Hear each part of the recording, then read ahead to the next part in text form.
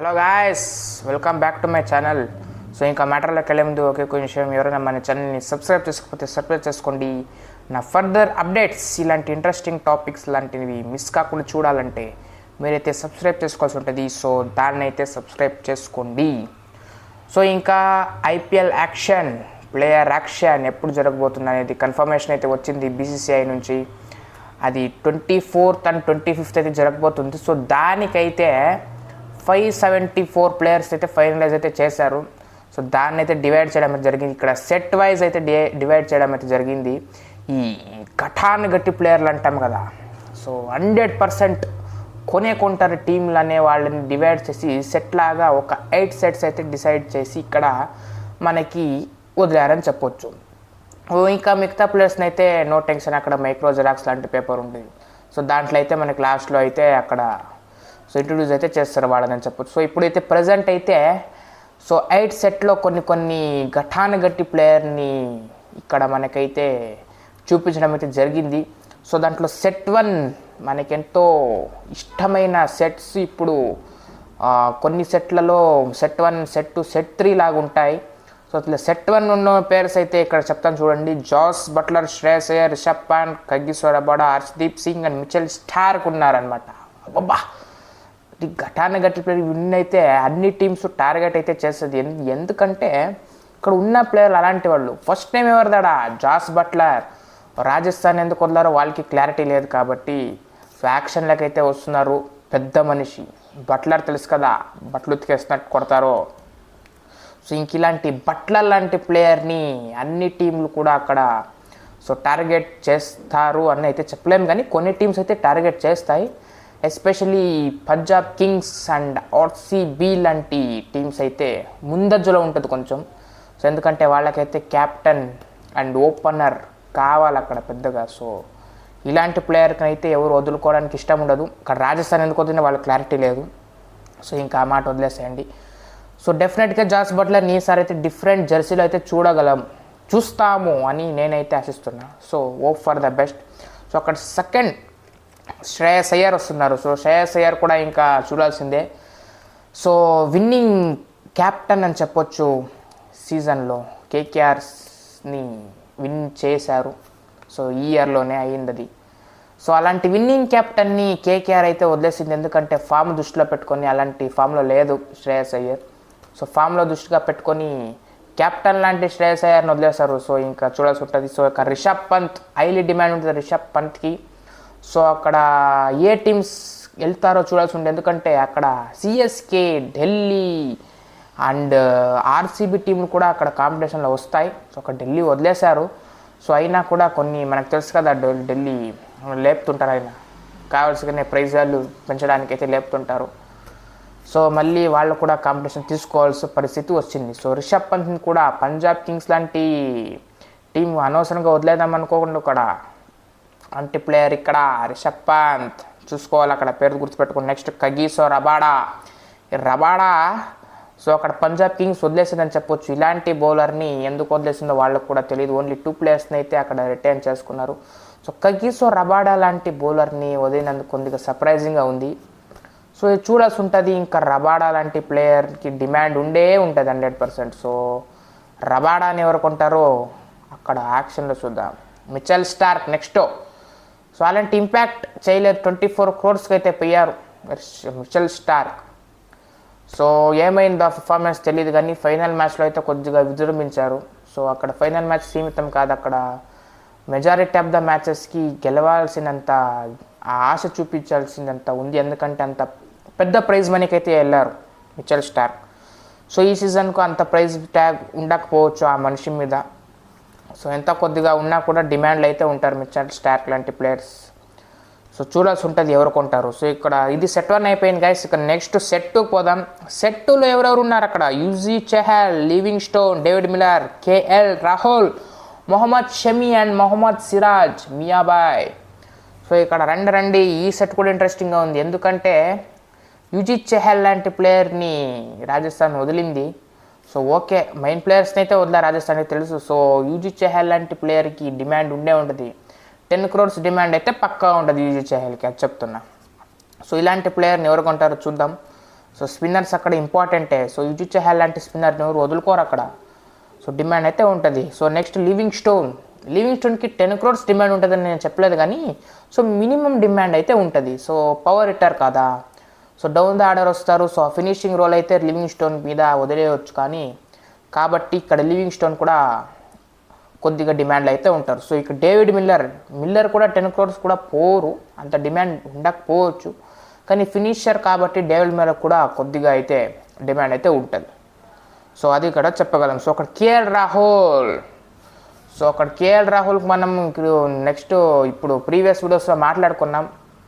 So demand ఉంటుంది KL Rahul, highly డిమాండే ఉంటుంది KL రాహుల్కి. అక్కడ ఇంట్రెస్టింగ్ ఎవరున్నారు అక్కడ, ఆర్సీబీ కొంటారా కేఎల్ రాహుల్ని?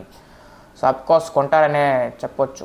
సో మనకి తెలుస్తుంది అక్కడ చూస్తుంటే కేఎల్ రాహుల్ వీళ్ళైతే కొంటారని మనకి తెలుస్తుంది. సో చూద్దాం అక్కడ ఆర్సీబీ కొంటారా, ఇంకెవరైనా కొంటారా, లేదా మళ్ళీ పంజాబ్ కింగ్సే కొనుక్కుంటారా? సో చూద్దాం. అక్కడ కేఎల్ రాహుల్కి అయితే హైలీ డిమాండ్ ఉంటుంది. So wishing all the best for KL Rahul, especially from our side. So మంచిగా లోకల్ బాయ్ అక్కడ బెంగళూరుకి. సో చూద్దాం నసీబ్. సో నెక్స్ట్ పోదాం అక్కడ మొహమ్మద్ షమీ. సో మొహమ్మద్ షమీకి అయితే ఈగర్లీ వెయిటింగ్, ఎందుకంటే సో ఆఫ్టర్ వరల్డ్ కప్ అక్కడ మ్యాచెస్లో కనబడలేకపోయారు due to some of the injuries అక్కడ మొహమ్మద్ షమీ.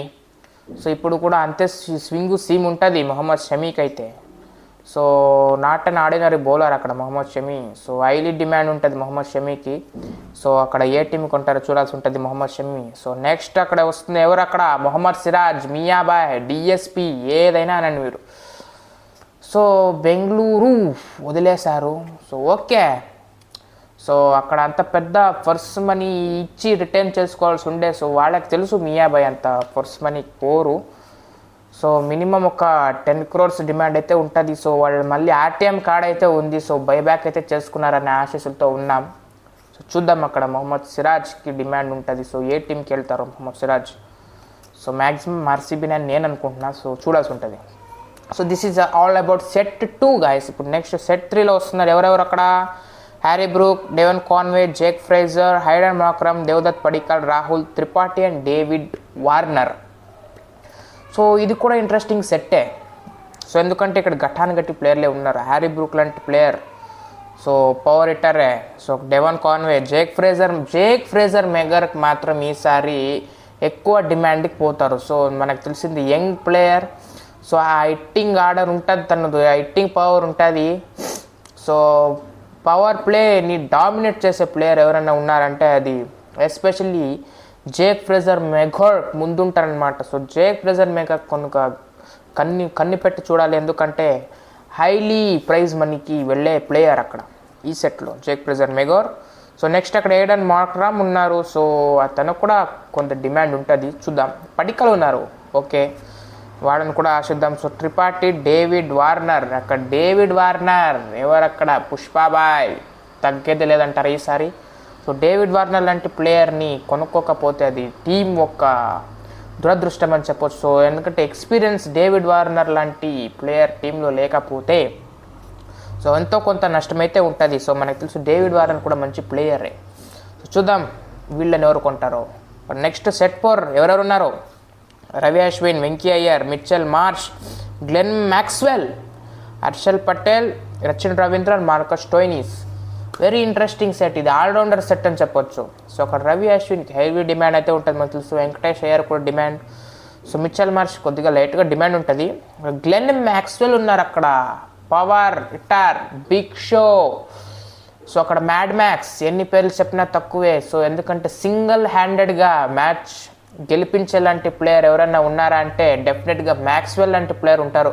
సో తెలిసిందే ఆర్సీ ప్లేయర్స్ తిట్టుకోవచ్చేమో.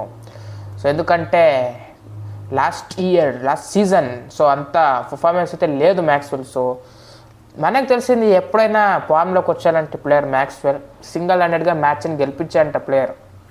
మనం ప్రీవియస్ మ్యాచెస్లో కూడా కొన్ని మ్యాచెస్లో చూసాం, వరల్డ్ కప్ లాంటి మ్యాచ్లో కూడా చూసాం, తను సింగిల్ హ్యాండెడ్గా మ్యాచ్ని గెలిపించే ప్లేయరే. కాబట్టి మ్యాక్స్వెల్ గుర్తుపెట్టుకోండి. సో డిమాండ్ అయితే ఉంటుంది మ్యాక్స్వెల్కి. మళ్ళీ ఆర్టీఎం కార్డ్ అయితే యూజ్ చేస్తారా ఆర్సీబీ చూడాల్సి ఉంటుంది. సో ఒక రచిన్ రవీంద్ర, మార్కస్ స్టోయినిస్, వీళ్ళిద్దరు కూడా డిమాండ్ ఉంటుంది. ఎస్పెషల్లీ అక్కడ రవీంద్రక్ అని చెప్పొచ్చు. సో అంత డిమాండ్ లేకపోయినా అక్కడ స్టోయినిస్ ఇంకొద్దిగా ఎక్కువ డిమాండ్ ఉంటుంది. సో ఎందుకంటే ఆల్రౌండర్ కాబట్టి సో అంత డిమాండ్ అయితే ఉంటుంది. సో కమింగ్ టు సెట్ 5 అక్కడ wicket keeper set. So wicket keeper సెట్లో ఎవరు వస్తారు అక్కడ? జానీబాయ్, Bairstow, Quinton de Kock, Rahmanullah Gurbaz, Ishan Kishan, Philip Salt and, Jitesh Sharma. So వీళ్ళ కూడా డిమాండ్ ఉంటుంది. వీళ్ళ ఎక్కువ ఎవరికి డిమాండ్ ఉంటుంది అంటే Ishan Kishan and Philip Salt నుంచి చెప్పొచ్చు. సో పవర్ హిట్టర్స్ అక్కడ ముంబై ఇండియన్స్ ఇషాన్ కిషన్ అయితే వదిలేసింది. సో ఒక సీజన్లో 15 crores ప్లస్ పెట్టి కొన్నారు ఇషాన్ కిషన్ని. సో ఇప్పుడైతే రిటర్న్ కూడా చేసుకోలేదు. సో తెలుస్తుంది ఇషాన్ కిషన్ని ముంబై ఇండియన్స్ మళ్ళీ టీంలో రిటర్న్ చేసుకోదు. సో ఈ సీజన్ ఎస్పెషల్ ఇషాన్ కిషన్ అయితే న్యూ జెర్సీలో చూస్తున్నాం, అదైతే 100% పక్కా. సో చూద్దాం ఎవరు కొంటారు. ఫిలిప్ సాల్టన్ కూడా కొద్దిగా డిమాండ్ ఎక్కువనే ఉంటుంది, ఎందుకంటే ఆ పవర్ ప్లేని డామినేట్ చేసే ప్లేయర్స్లో ఇతను కూడా ఒకరు. సో చూద్దాం ఈ ఆల్రౌండర్ సెట్లో వీళ్ళని ఎవరు కొంటారు. సో నెక్స్ట్ సెట్ 6లో అక్కడ బౌలర్స్ వస్తున్నారు. సో ఎవరెవరు అక్కడ అంటే Trent Boult, Hazlewood, Avesh Khan, Prasidh Krishna, Natarajan, Nortje and Khaleel Ahmed. ఈ సెట్ బాగుంది, ఎందుకంటే అక్కడ ట్రెంట్ బోల్ట్ లాంటి ప్లేయర్ని కూడా రాజస్థాన్ వదిలేయడం ఏంటబ్బా నాకు అర్థం కాదు. సో ఓకే, వాళ్ళ దురదృష్టం అని చెప్పొచ్చు. సో ట్రెంట్ బోల్ట్ కూడా ఈ సీజన్ కొత్త జెర్సీలో చూస్తున్నాం. సో అదైతే చెప్పాల్సిన విషయం. అక్కడ హేజల్హుడ్ ఆర్సీబీలో ఉన్నప్పుడు చూసాం మనం, అక్కడ test match line and length వేయడం తన స్పెషాలిటీ. సో సీజన్ మిస్ అయ్యాడు due to some of the reason. So ఈ సీజన్లో తన పర్ఫార్మెన్స్ ఎలా ఉంటుందో చూడాలి, ఎందుకంటే ఇతను కూడా డిమాండ్ ఉంటుంది. సో ఆస్ట్రేలియన్ ప్లేయర్స్ అయితే ఆ మినిమం డిమాండ్ అయితే ఉంటుంది. సో దాంట్లో హేజల్వుడ్ కూడా ఒక్కడు. సో చూద్దాం నెక్స్ట్ అక్కడ ఆవేష్ ఖాన్, ప్రసిద్ధ్ కృష్ణ, నటరాజన్, నాట్జే అహ్మద్. సో వీళ్ళల్లో ఎవరికి ఎక్కువ డిమాండ్ ఉంటుందంటే మనకి స్పెషల్లీ చెప్పాలంటే ఆవేష్ ఖాన్ అండ్ నటరాజన్కి ఎక్కువ డిమాండ్ ఉంటుంది, ఎందుకంటే క్వాలిటీ బౌలర్స్ అక్కడ నటరాజన్ అక్కడ యార్కర్ లేయడం తన స్పెషాలిటీ చెప్పుకున్నాం. అక్కడ డెత్ ఓవర్ స్పెషలిస్ట్ కూడా అని చెప్పొచ్చు నటరాజన్. సో చూద్దాం వీళ్ళనైతే ఎవరు కొంటారో. అక్కడ ఏవి డిమాండ్ అంటే ఉంటుంది, మన డొమెస్టిక్ బౌలర్స్ తెలిసిందే కదా. సో అక్కడ నెక్స్ట్ కమింగ్ టు సెట్ 7, ఇదొకటి స్పిన్నర్స్ లిస్ట్ అని చెప్పొచ్చు, స్పిన్నర్ సెట్ అని చెప్పొచ్చు. ఇక్కడ దాంట్లో ఎవరెవరు ఉన్నారంటే నూర్ అహ్మద్, రాహుల్ చహర్, అసరంగా, సలాం ఖేల్, తీక్షణ అండ్ ఆడమ్ జంపా. సో అక్కడ నూర్ అహ్మద్ క్వాలిటీ స్పిన్నర్. అక్కడ మనం చెప్పాలంటే ఆఫ్ఘనిస్తాన్ నుంచి లెఫ్ట్ ఆర్మ్ స్పిన్నర్కి ఎప్పుడు ఆ డిమాండ్ ఉంటుంది, కాబట్టి నూర్ అహ్మద్కి ఎవరు కొంటారో మనం చూడాల్సి ఉంటుంది. అక్కడ రాహుల్ చహర్ కూడా డిమాండ్ అయితే ఉంటుంది. సో అసరంగా అని కూడా కొంచెంగా డిమాండ్ ఉంటుంది అక్కడ చెప్పొచ్చు. సో అంత ఫామ్లో లేకపోయిన మనిషికి సో తీసుకునే టీంలు కూడా ఉన్నాయి అక్కడ అసరంగాని. సో అక్కడ సలాం ఖేల్ అంట. సో తెలీదు తిను ఇంకా ఏ టీంలో చూస్తామో తెలియదు నాకు అంతగా. సో తీక్షణ మళ్ళీ సిఎస్కే తీసుకుంటారా చూడాల్సి ఉంటుంది తీక్షణ అని. అక్కడ ఆడమ్ జంపా. సో ఈ జంపాను కూడా ఎవరు వేసుకుంటారో బుట్లో చూడాల్సి ఉంటుంది. సో ఎందుకంటే అలాంటి బౌలర్ ఇతను కూడా అని చెప్పొచ్చు. సో ఈ స్పిన్నర్ గాయస్, ఇది స్పిన్నర్స్ లిస్ట్లో ఇంతరు. సో దీంట్లో మనకి ఏవి డిమాండ్ ఉంటుంది ఎవరికి? రాహుల్ చహర్కి ఉంటుంది. So Theekshana and అసరంగా Ahmed, Noor Ahmed వీళ్ళలో సో ఇన్ని డిమాండ్ అయితే ఉంటుంది వీళ్ళకి.